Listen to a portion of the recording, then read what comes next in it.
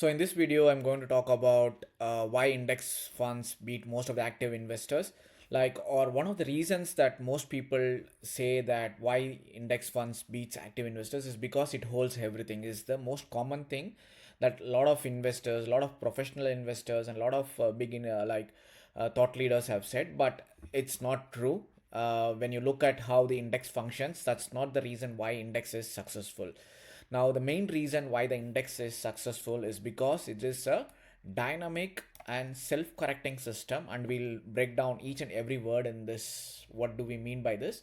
So, what do we mean by dynamic is that the index constantly changes, like it is always evolving, or whenever it is rebalanced, it is always rebalanced to reflect the strongest. Like, if suppose if you take S&P 500, it is always represents the 500 biggest companies in US. Or if you take Nasdaq 100, it's never static. It is constantly, or it is dynamically changing year or 6 months after 6 months, or 1 year, or whenever it is rebalanced. There is a periodic cycle in which it is rebalanced, when it will be uh, rebalanced to reflect the 100 strongest companies in the Nasdaq index. So that is why we say that it is dynamic. So to give you an example, the top 10 companies 10 years back would have been a lot different. It would have been some other companies, but right now it's all dominated by Nvidia, Apple, Facebook, Netflix, and all that, because that is what, like, each and at every point in time it reflects the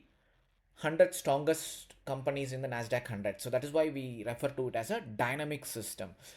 And we also call it as a self correcting.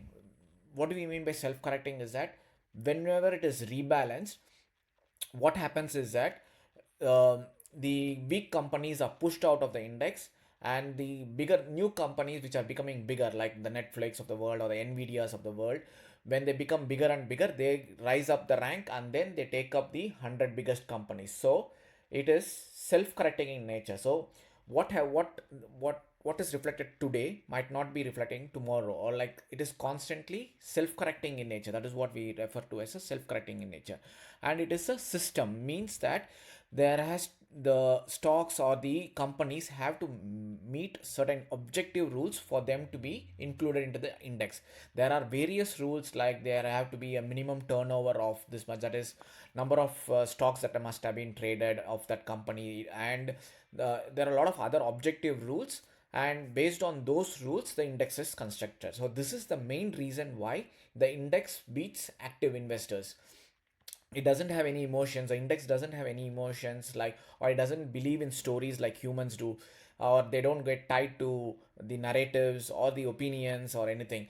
It is based on objective rules, and it is dynamic in nature, and it is self-correcting, and this is the main reason why index beats most of the active investors.